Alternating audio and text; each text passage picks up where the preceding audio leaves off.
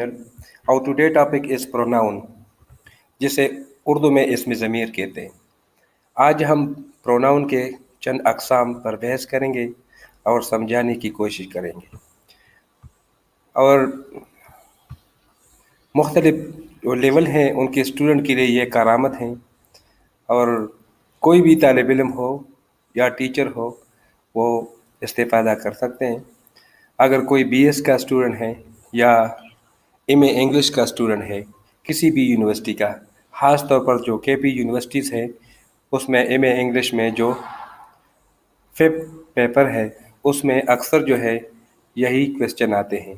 ठीक है, linguistic, grammar है लिंग्विस्टिक में, तो इसमें भी ये करामत है। और जो ईटा टेस्ट के लिए जितने भी लोग तैयारी करते हैं, अक्सर उसमें कन्फ्यूजन होता है। ठीक है, तो ये उनके लिए भी करामत है। तो चलो स्टार्ट करते हैं प्रोनाउन के डेफिनेशन से। Pronoun pronouns are word use instead of noun और a noun phrase in a sentence. ये ऐसे अल्फाज होते हैं जो हम नाउन या नाउन फ्रेज की जगह इस्तेमाल करते हैं। They function as a whole noun phrase without the need for determiner and modifier. तो अगर हमारे पास कोई नाउन फ्रेज है तो उसके लिए हम सिर्फ जो है ना सिंगल प्रोनाउन यूज़ करते हैं। फिर एग्ज़ाम्पल मैं दे चुका हूँ। पहला एग्ज़ाम्पल है Ehtesham my son is at home, he is doing his homework. तो यहाँ जो है नाउन एंटीसीडेंट है। ठीक है, लेकिन अब देखें, could you meant this dress. This dress ये नाउन फ्रेज है, लेकिन इसके लिए जो प्रोनाउन है दिस ड्रेस जो है ये एंटीसीडेंट है, और it has been button up the front है, ये नाउन फ्रेज एंटीसीडेंट उसका आ गया है। ठीक है, तो ये आप समझने की कोशिश करें कि नाउन और प्रोनाउन के इस्तेमाल में यही फ़र्क है कि नाउन फ्रेज भी मुमकिन है, लेकिन कभी हमारे पास प्रोनाउन फ्रेज होता नहीं है। ठीक है, तो आप ये बात याद रखें कि हमारे पास अंग्रेज़ी में प्रोनाउन फ्रेज नहीं होगा, लेकिन नाउन फ्रेज के लिए हम फिर इसको इस्तेमाल कर सकते हैं, जैसे एग्ज़ाम्पल से वाज़ेह है। फिर kinds of pronouns. Kinds of pronouns बहुत ज़्यादा हैं, लेकिन इस वीडियो में हम आपको पर्सनल प्रोनाउन, इसी तरह हम रिलेटिव प्रोनाउन और रिफ्लेक्सिव प्रोनाउन और एम्पैथिक प्रोनाउन जो है इसकी वजाहत करेंगे, और बाकी जितने भी रह गए उनके नेक्स्ट वीडियो में इंशाल्लाह इसको एक्सप्लेन करेंगे। ठीक है, तो ये वीडियो आप गौर से देखोगे और इसके बाद आने वाले वीडियोस को भी आप देखेगा, तो प्रोनाउन से रिलेटेड जितने भी मसले मसाइल होंगे वो आपके हल हो जाएंगे। तो आप देखें पर्सनल प्रोनाउन। तो पर्सनल प्रोनाउन का definition they refer to person in number and gender, singular and plural, masculine and feminine. They are also used for non-person neutral thing, it are they. तो हमारे पास पर्सनल प्रोनाउन जो है वो हम अशखास के लिए यूज़ करते हैं, और उसमें से जमा और वाहिद का कंसेप्ट भी है। जैसे हमारे पास आई फर्स्ट पर्सन है और वी उसका सेकंड और वी उसका जमा है। इसी तरह यू जो सेकंड पर्सन है उसका ये वाहिद भी है और जमा भी है, और इसी तरह ही शी एट और इसका जमा है, और इसी तरह हमारे पास ही और शी का भी कंसेप्ट मौजूद है। लिहाजा ये बहुत इम्पॉर्टेंट है। ठीक है, तो ये आप समझने की कोशिश करें।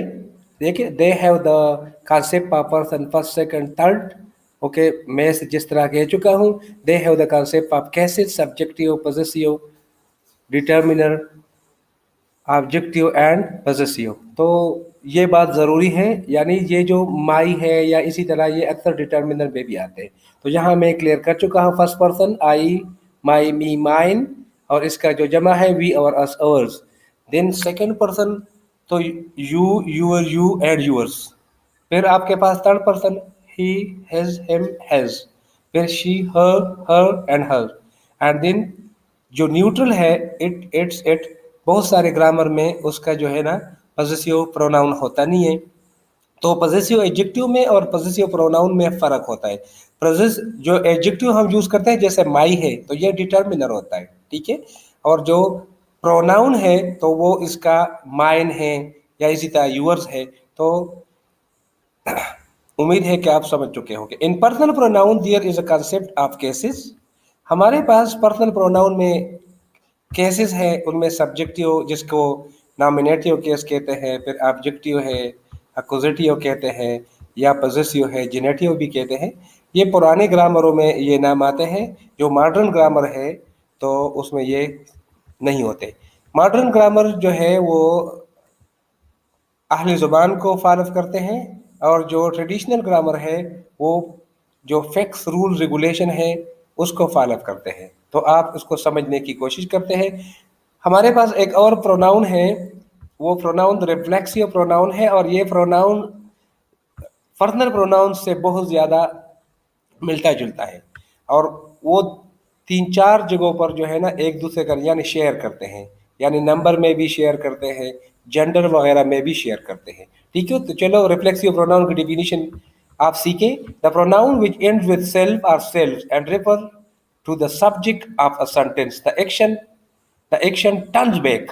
यानी ये एक ऐसा प्रोनाउन है कि इसमें जो एक्शन है वो टर्न्स बैक करता है, एक्शन टर्न्स बैक करता है, और ये अक्सर ऑब्जेक्ट होता है। ठीक है, तो बाद में आपको एक्सप्लेन किया हुआ है।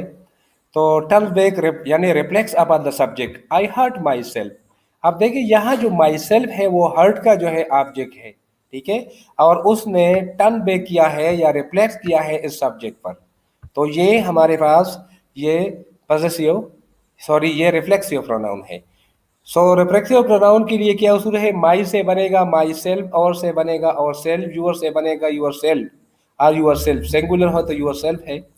हेम से बनेगा हिमसेल्फ। यहाँ थोड़ा सा कॉन्सेप्ट चेंज हो गया, बाकी सब ने हमने जो डिटर्मिनर है उससे हमने ये बनाया था, लेकिन यहाँ हमने एक ऑब्जेक्टिव केस है, सेल्फ नहीं है, हेम सेल्फ है। ये एक्सेप्शनल केस हो गया, ये आप सीखे।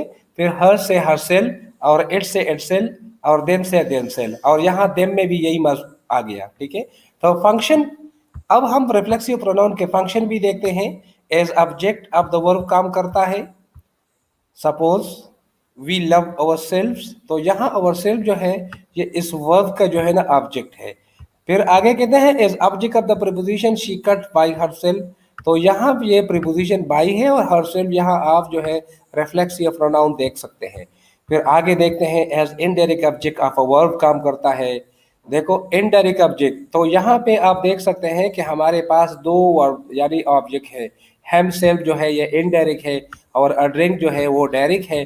तो यहाँ जो है उसने काम जो किया है तो एज इनडायरेक्ट ऑब्जेक्ट काम वो कर चुका है।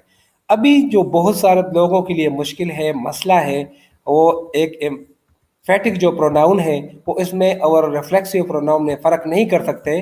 तो जो एम्फेटिक प्रोनाउन है उसका मकसद सिर्फ ये होता है कि वो एम्पेसिस के लिए यूज हो जाता है। ठीक है, the pronoun which is use for emphasis in a sentence is called emphatic pronoun.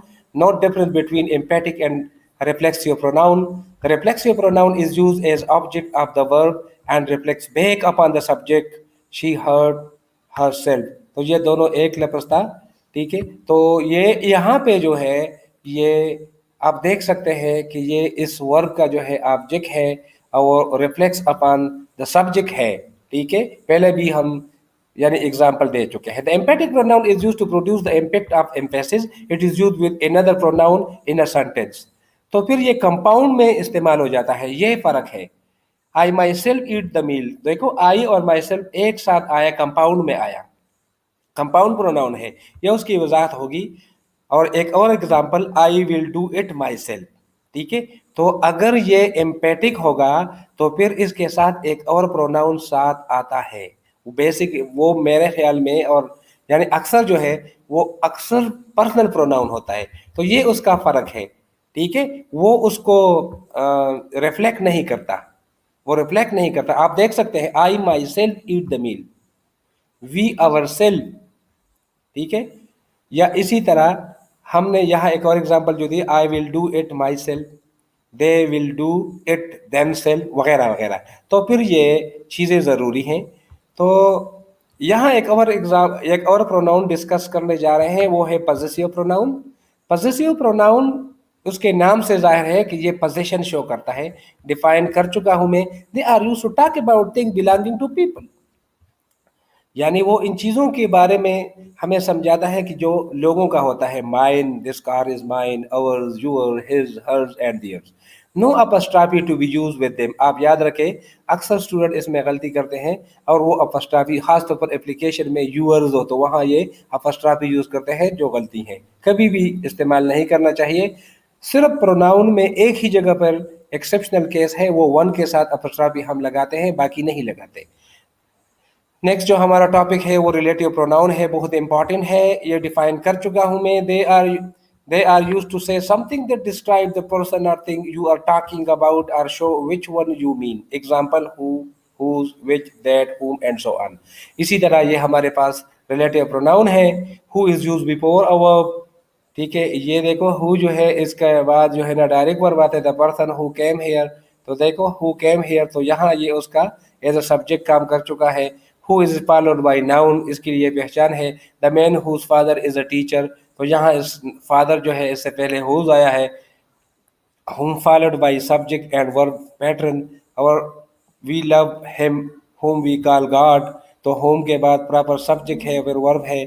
तो ये चीज़ें जो है आप सीख रहे हैं, और ये प्रोनाउन रिलेटिव प्रोनाउन है। इसी तरह यहाँ पे जो नोट, ठीक है, ये इंपॉर्टेंट बात हुई, note which and that can replace each other. हम यानी दैट की जगह ईच यूज कर सकते हैं और ईच की जगह दैट यूज करते हैं, but after preposition we only use which and not that. ये बात याद रखें कि हम विच को दैट की जगह, दैट को विच की जगह इस्तेमाल कर सकते हैं मॉडर्न ग्रामर में, लेकिन एक जगह पर यह गलत होगा कि अगर हम प्रीपोजिशन के बाद दैट यूज करें, तो वो इम्पॉर्टेंट बात है। The car for that we wait, no, wrong, the car for which we wait. तो बाकी जगहों में हम इस्तेमाल कर सकते हैं, लेकिन इस एक सिचुएशन में हम इसको इस्तेमाल नहीं करेंगे। उम्मीद है कि आप वीडियो देखोगे, समझने की कोशिश करोगे, लेकिन ये अब मुकम्मल नहीं है, और इसके बाकी जितने भी काइंड्स हैं इसको डिटेल के साथ और तफसील के साथ जो है वो इंशाल्लाह कल जो है इसको अपलोड किया जाएगा, और इंतज़ार कीजिए। शुक्रिया।